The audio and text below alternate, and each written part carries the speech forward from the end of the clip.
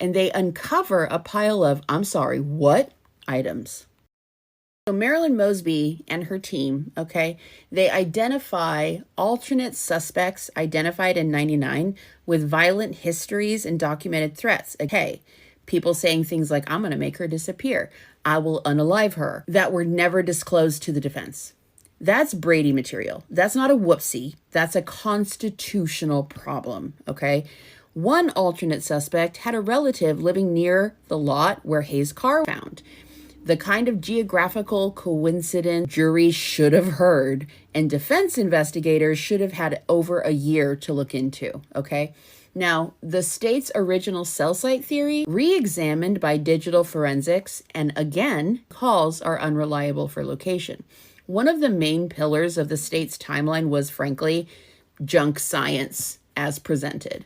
Modern DNA testing on items like Hae's shoes and her clothing does not match Adnan. Not the magic CSI moment that points to someone else, but importantly, it excludes him on those tested items.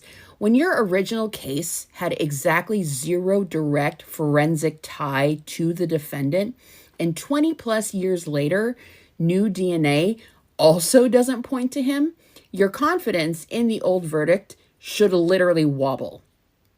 It should wobble, okay? Now, September 2022, a judge vacates the conviction. Yay! Adnan walks out. He's on GPS while the state decides whether to. However, October 2022, all charges are dropped. Yay. After 23 years, the case against Adnan is over. He's not being retried. The investigation, state says, continues elsewhere. Hae's family is obviously devastated and furious. They have believed for 2 decades that the system got it right. They feel blindsided by how fast the hearing moved, and they argue victims' rights were trampled because they couldn't be present in person, okay? So, the Lee family, okay, Hae's family, appeals on victims' rights grounds. Maryland appellate courts, you're right, the process give adequate notice to you. In a procedural roller coaster, the conviction is temporarily reinstated pending a corrected hearing. Important, Adnan remains free while the lawyers are arguing this out. Now, to stabilize things, Adnan's team uses the Juvenile Restoration Act route. So in March 2025, that recent, a judge resentences him to time served. Translation: whatever the technical status of that conviction paper trail, Adnan is not going back to prison for this case. Yay.